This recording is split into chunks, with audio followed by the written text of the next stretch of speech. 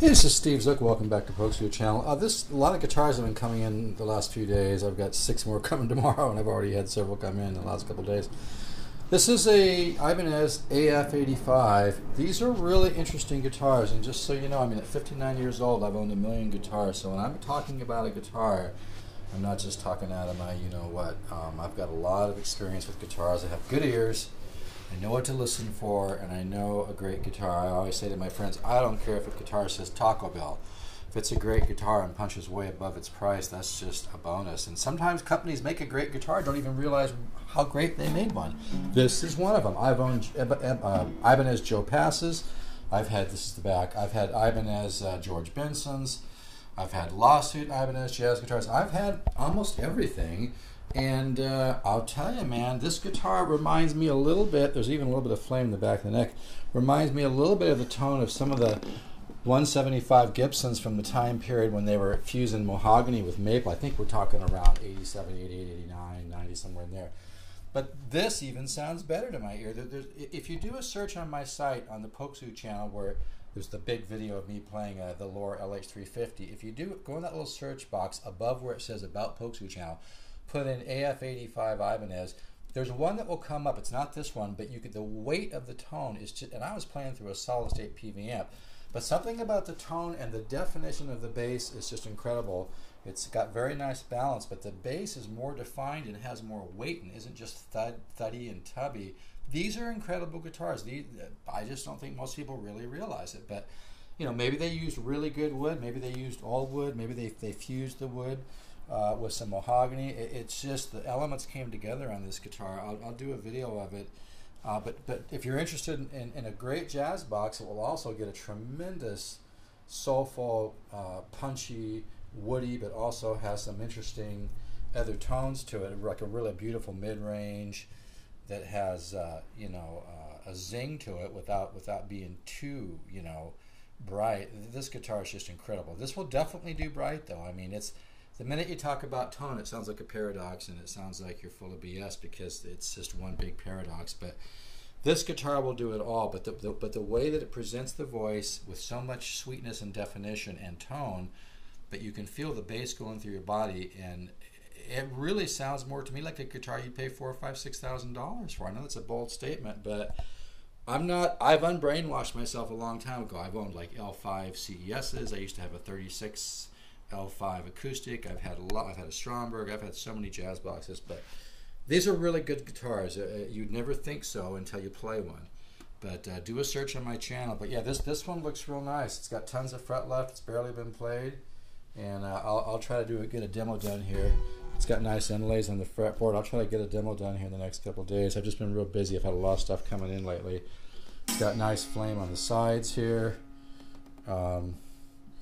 But the tone, it has the great tone of like a great 175, but with more weight to the tone, a bigger tone, but yet still focused. There again, I know it sounds like a paradox, but it's true. These guitars have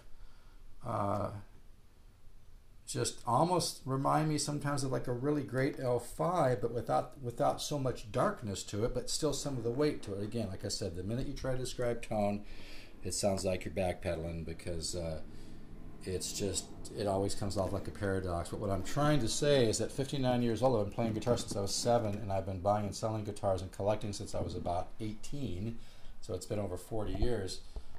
This is one of the best selling jazz guitars I've ever played at any price, and I'm not just saying that. These are incredible. You'd have to go back and really trace, but I think it has to do with the kind of wood that they use, and I think maybe they fused some other pieces of wood.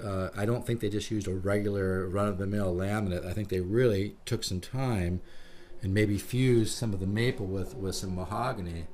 It's just incredible. But do a search on my channel and put on some good stereo phones and go above where it says About Pokes channel right here. It says About Pokes channel, and do a search in that little box for AF-85 Ibanez and check out the other one that I have. And they're really great guitars. So $529 on this. I may have a gig bag to fit it. So anyway, I'll try to get a video of this done soon. I've just been kind of swamped lately, and I've had a lot of inventory come in. I just got a really beautiful Samick, which is right over here, which has got a really nice quilted back. That's, in fact, I'm going to play that guitar right now. But you can see that quilted back. It's pretty darn amazing. I love wood. That's why I love guitars, you know. I mean, I love to compose and play guitar, but I also love collecting, and you know, my guitar business is a passion to me. It's something I really love to do. Like today, I drove over 2 hours just to buy a guitar.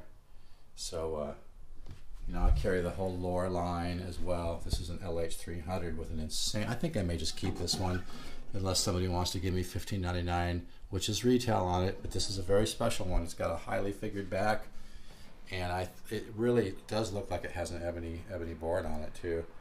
But I might just keep this one, so I'm not playing games. But if you're interested and you're willing to pay the retail, which is $15.99, this is a very, very special one. So I also carry the all solid wood Francisco Domingo guitars by the Music Link, and they're really nice. I think they're around $500, and they're all solid wood, rosewood back. This is a Juan Orozco, which has his signature on the inside of the label. He was the one responsible for all the great brands in the 70s and 80s, like Sakurai and Kono that Steve Howe played of Yes. And this guy really knows what he's doing. This guitar sounds majestic. I don't know how else to put it. This one's a little pricey, but you don't see too many of them with that label that say J. Orozco with his signature. It says Model 80. It's got a serial number. This is the best classical I've ever owned or played at any price. The Groove Yard, the Johnson Groove Yards, I know it's kind of a funky name, but man, these guitars are bad. They nailed it on these. But anyway, like I said, I do a lot of jazz boxes. Here's the back on this again. This is just a few guitars in my office here. I've got a couple different offices in a couple different locations. One at the studio, one here. But anyway, this is the Junior, which is an incredible guitar. I know there's not much light on that, but it's got one P90 pickup and has the most beautiful mid-range. It's an incredible guitar. And then of course I've got two more RP06s coming in, which are incredible acoustic guitars, 00 size, solid top, really nicely braced, and boy, they have a secondary bloom. It's the best acoustic guitar value on the planet. It's getting great press right now. This is an RP06. I just sold an RP06 actually yesterday, and sold a couple ROS06s this week. These are really cool too, because you're just slightly smaller body size with the RP06.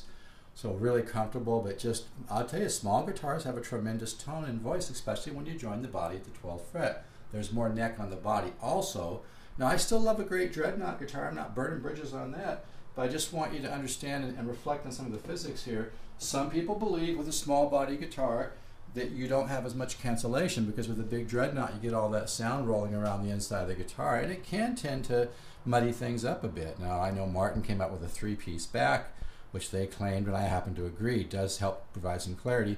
And of course you have to look at the kind of wood that was used, how it was braced, and all those different factors. You know, how thick the lacquer was, or was it nitrocellulose? And even if it's not nitrocellulose, you know, what was the properties of the lacquer they used, because that also has a lot to do with it, not just if it's nitrocellulose or not. But I'll tell you, with this guitar and with all the whole, I'm so proud to carry the Recording King line as well as the Lore line. Look at the sideways figure on that top. Usually you see that on guitars going for thousands, these silking patterns that go across this way. Like I said, you can buy a guitar for $289, $299 from the Music Link. I mean, from me, because I've been carrying this stuff for 14 years, and you'll swear you just spent big money. So I'm really proud to carry this stuff. But anyway, I just basically shown you a couple things here, but want to focus mostly on this guitar. So you can, like I said, probably have something up in the next couple of days on this. But if you want to hear how great these sound, just go to, go to my site, and in the search there on the very first page, put in, Ibanez AF-85. I have another one on there, and that demo, by the way, was using a solid state amp. And like I said, you can just feel the bass going through your body, and there's just a weight and a meat to the tone that's solid and has orchestral balance, but also has so much weight to it. Again, sounds like a paradox, but that's just the way it is when you start describing tone. There's a couple qualities of tone. There's a transparency and airiness and kind of a crystallized, a crystals type sound, but there's also a solid weight to a guitar. and the bass and everything. But when you have the overtone series, and when all those elements blend together really well, but I just find a lot of electric guitars seem to really be lacking in a quality bass tone. I'm not just talking bass, but quality that not only blends with the mids and the trebles, but a bass tone that you know, it has a very musical truthness about it. I got to go over to audiophile terms for this stuff because I don't know how else to describe it. But there's a timing, there's a truthfulness, there's a realness, an organic quality to it that is, you could almost shake hands with it. So yeah, I know you might be thinking, well, he's laying it on really thick. No, I'm not. This is an incredible guitar. Anyway, I gotta stop doing this so it downloads. But you know, don't believe me, check out my video. Do a search for Ibanez AF-85 and check out. But yeah, this one just came in and I'd love to keep it, but I've got way too many guitars. But I love finding stuff like this. It's hard to find, and if it's a piece of junk, I don't buy it. But I have a knack for finding great stuff, and somebody's going to really be happy with this guitar. So I'm going to throw this on right now, and I'll probably do a video of this, like I said, in the next couple days or so. All right, take